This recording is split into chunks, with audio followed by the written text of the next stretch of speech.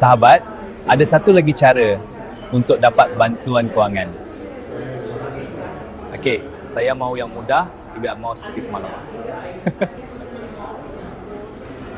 Okey, malam Jumaat nanti awak ikut saya.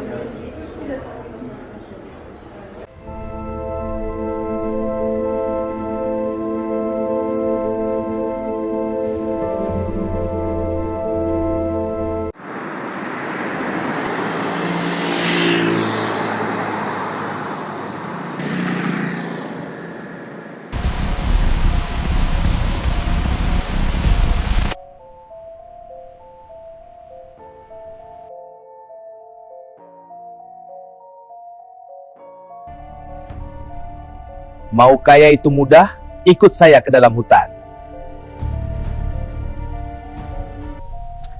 Hati-hati langkahmu, jalannya licin. Iya, lihat kanan kiri juga. Kita mulakan ritual untuk kaya.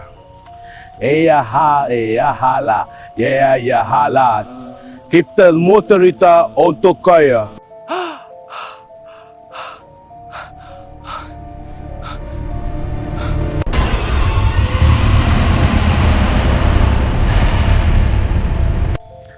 Laiban heterokon matai sering duka.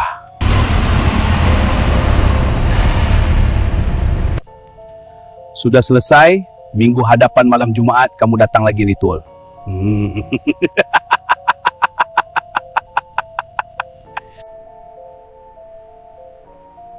Awak nampak ke tadi? Apa yang saya nampak? Apa yang kamu nampak? Tiada yang luar biasa telah. Saya nampak bomoh tu jadi makhluk jin. Betul kan? Saya langsung tak nampak.